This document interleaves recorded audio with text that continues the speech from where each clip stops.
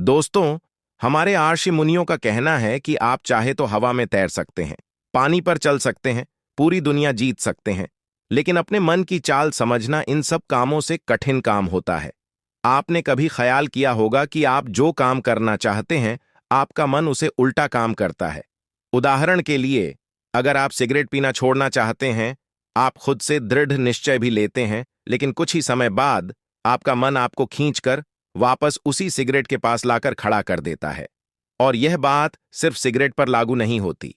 हमारे जीवन में, हम सबके जीवन में बहुत सारे ऐसे काम होते हैं, ऐसी आदतें होती हैं जिन्हें हम छोड़ना चाहते हैं, लेकिन हम चाह कर भी उन आदतों को छोड़ नहीं पाते हैं।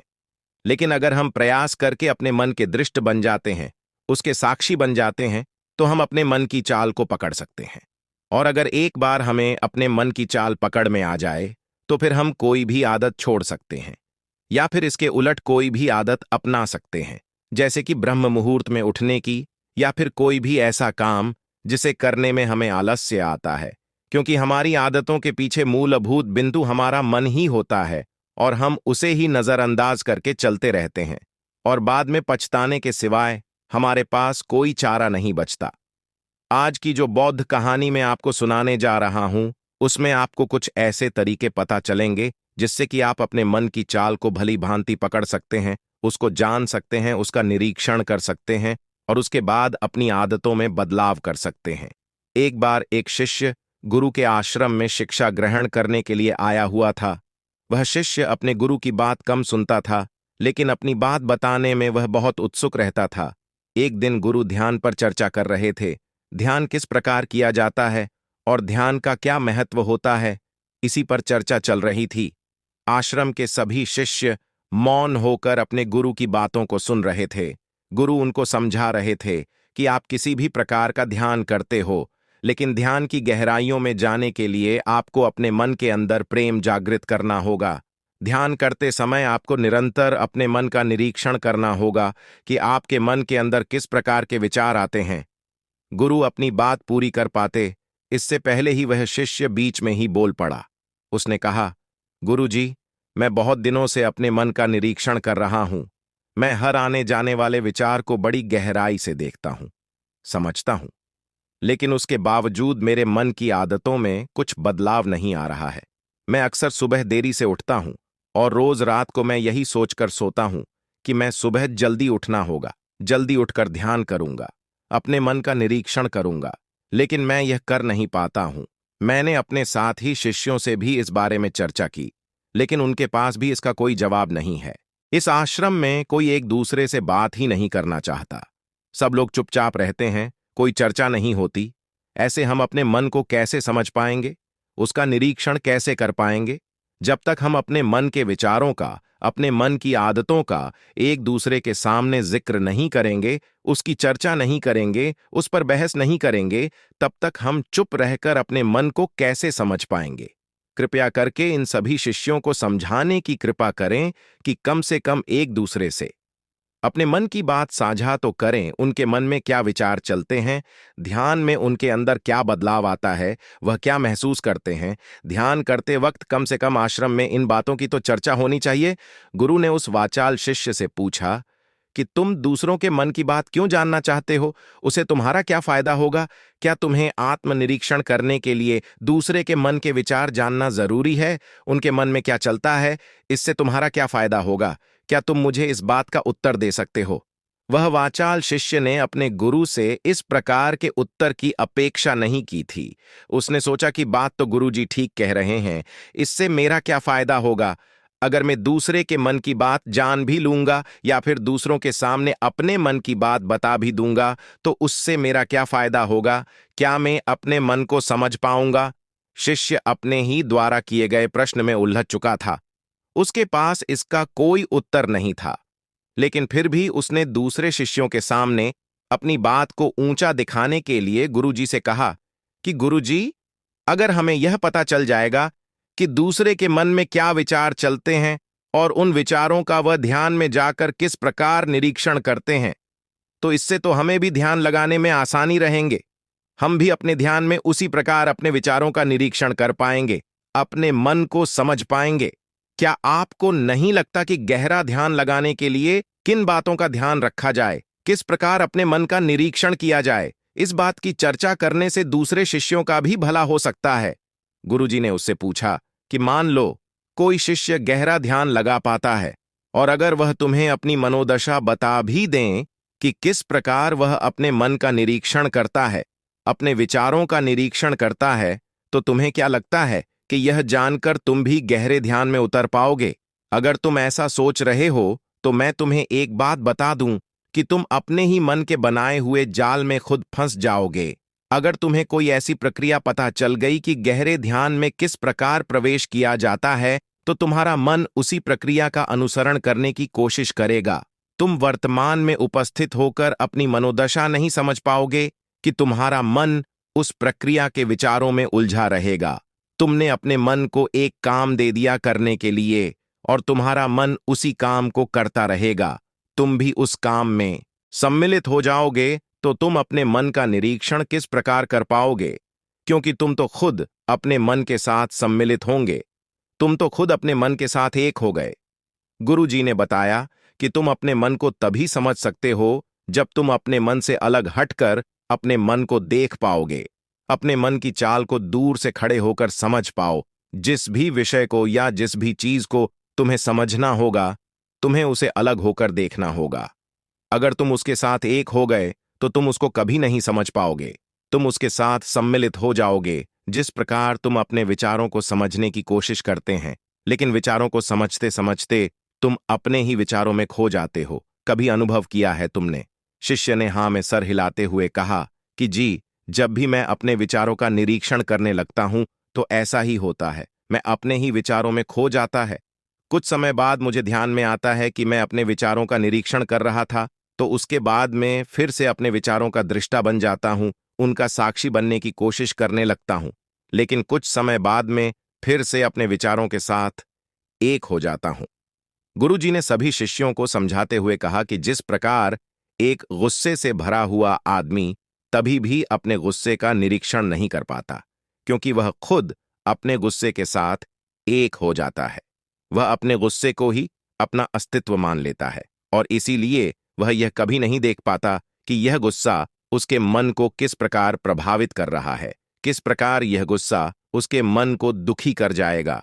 वह कभी नहीं देख पाएगा, क्योंकि उसके पास वह कला नहीं है कि वह अपने गुस्से को अपने से अलग करके देख पाए। किसी चीज के लिए सारे अभ्यास बने हुए हैं ताकि तुम सिर्फ एक दृष्टा, एक साक्षी बनकर सभी चीजों को उसके परिपूर्ण, उसके असली स्वरूप में देख पाए। और जब तुम सभी चीजों का, सभी विचारों का असली स्वरूप देख लेते हो, तब तुम्हें उसकी अनित्यता पता चलती है। तब तुम्हें पता चलता है कि ये सब आने जाने वाली चीजें हैं, लेकिन चेतना, कॉन्शसनेस, वह हमेशा इंसा खान के साथ रहती है। वह दृष्टा, वह साक्षी जोशी को देख रहा है। वह हमेशा जीवित रहता है। वह कभी नहीं मरता। वह नित्य है और वहीं चेतना होती है। चेतना किसी भी चीज से कभी भी बंधी हुई नहीं होती। चेतना तुम्हारा होश है। दूसरी चीजों को उनके स्वरूप में देख पाने की कला तुम्हें तुम्हारी चेतना से ही मिलती है। जितनी प्रकार तुम्हारी चेतना होगी, उतने ही अच्छे तरीके से तुम चीजों से अलग हटकर उनको देख पाने में सक्षम हो पाओगे। इसलिए अपनी चेतना को ऊपर उठाने का काम करो, ताकि तुम अपनी चेतना से किसी भी चीज का असली स्वरूप देखने में सक्षम हो पाए।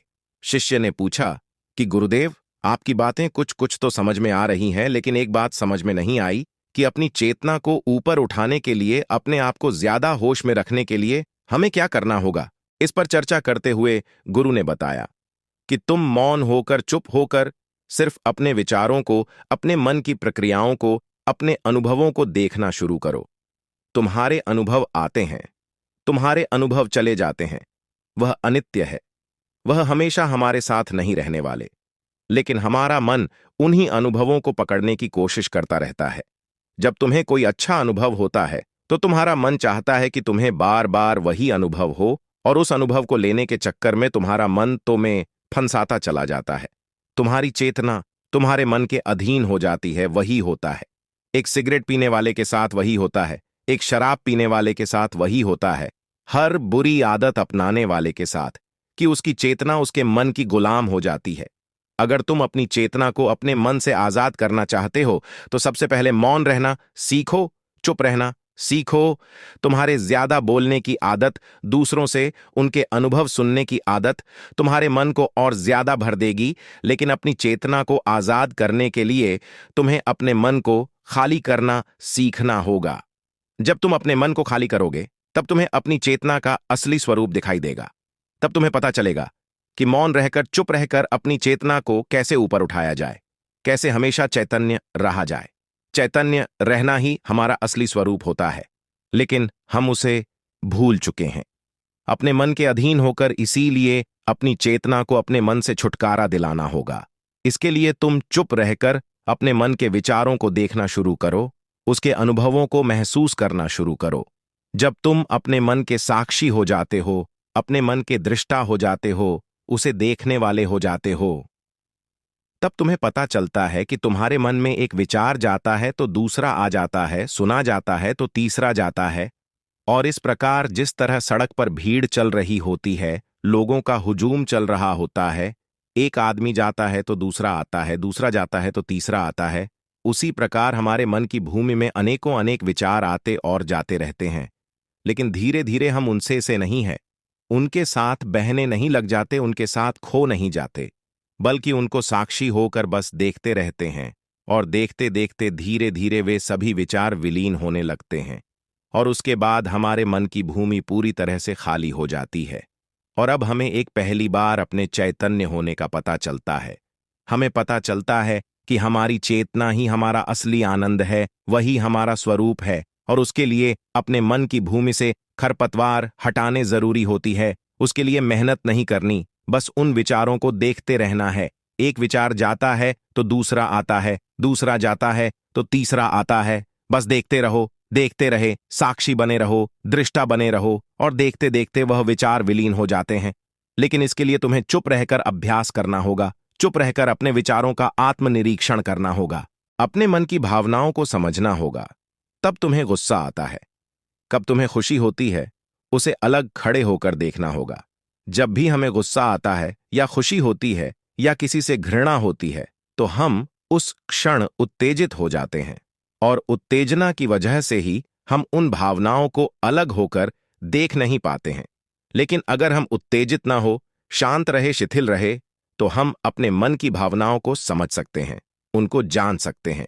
और जब हम अपने मन की भावनाओं को जानने लगते हैं तब हमें पता चलता है कि कोई भी भाव हमेशा नहीं रहता। एक भाव जाता है तो दूसरा चला आता है। खुशी हमेशा नहीं रहती, दुख हमेशा नहीं रहता, गुस्सा हमेशा नहीं आता, गिरना हमेशा नहीं होता है। जब इन बातों को हम समझने लगते हैं तो ये सारे भाव हमारे अंदर से विलीन होने लगते हैं, और सिर्फ एक प्रेम, एक आनंद हमारे अंदर बच जाता है। उसे ही हम परमानंद कहते हैं, और वही हमारा असली स्वरूप होता है। इसीलिए अपने मन की चाल में तुम खुद मत फंस जाना। अपने मन की चाल को दूर खड़े होकर बस देखते रहना, और देखते देखते उस जाल में तुम्हारा मन पूरी तरह से विलीन हो जाएगा। और जब कोई मन नहीं बचेगा तभी हम हर चीज में अपना मन लगा सकते हैं, हर काम को पूरा ध्यान पूर्वक कर सकते हैं। असल में मन का विलीन होना ही ध्यान में प्रवेश होता है। जब तक हमारा मन हावी होता है तब तक हम ध्यान में प्रवेश नहीं कर पाते, क्योंकि हमारा मन करेगा तब हम ध्यान करेंगे, और जब हमारा मन नहीं करेगा तब हम ध्यान नहीं करेंगे। और ऐसा हर काम में लागू होता है।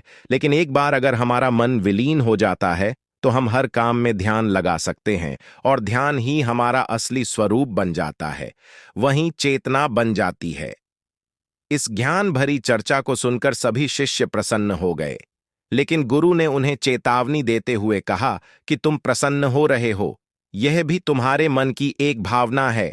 तुम्हें यह बातें सुनने में मजा आ रहा है, इसीलिए तुम प्रसन्न हो रहे हो। लेकिन यह बातें हमेशा कोई तुम्हें नहीं सुनाएगा, और इसी वजह से तुम्हारा मन हमेशा प्रसन्न नहीं रह पाएगा। अगर तुम्हें असली आनंद की खोज करनी है, ऐसी प्रसन्नता हासिल करनी है जो कभी विलीन न हो, तो तुम शांत होकर, मौन होकर, भावना रहित होकर अपने विचारों और अपनी भावनाओं को देखना शुरू करो। उसके बाद तुम्हें खुद ही महसूस होगा कि चेतना जो होती है वो शाश्वत होती है। वह कभी नहीं मती, और बाकी सभी चीजें अनित्य हैं। वह खत्म हो जाएंगी, वह मर जाएंगे, वह पीछे छूट जाएंगे। कोई भी चीज संसार में शाश्वत नहीं होती। सेवाएं हमारी चेतना के जब हमारे प्राण छूटते हैं तो हमारे शरीर से सबसे पहले हमारी चेतना ही निकलती है। इसीलिए चेतना कभी नहीं मरती। गुरु ने सभी को निर्देश देते हुए कहा कि आज हम मौन रहकर अपने मन के विचारों और उसकी भावनाओं पर ध्यान लगाएंगे, उसके साथ सम्मिलित नहीं होंगे, बस उसे दूर से खड़े होकर देखते रहेंगे। थोड़ा कठिन है, लेकिन अभ्यास करने से तुम इसमें पारंगत हो जाओगे। और इसके बाद गुरु ने सभी को ध्यान लगाने का संकेत किया। तो दोस्तों, कैसी लगी ये कहानी आपको कमेंट सेक्शन में जरूर बताना। और अच्छी लगी हो तो सूरज मोरल स्टोरीज चैनल को सब्सक्राइब करके नोटिफिकेशन बेल को जरूर प्रेस कर देना। तो मिलते हैं किसी अगली कहानी में, तब तक के लिए अपना ख्याल रखें। धन्यवाद। नमो बुद्धा आए।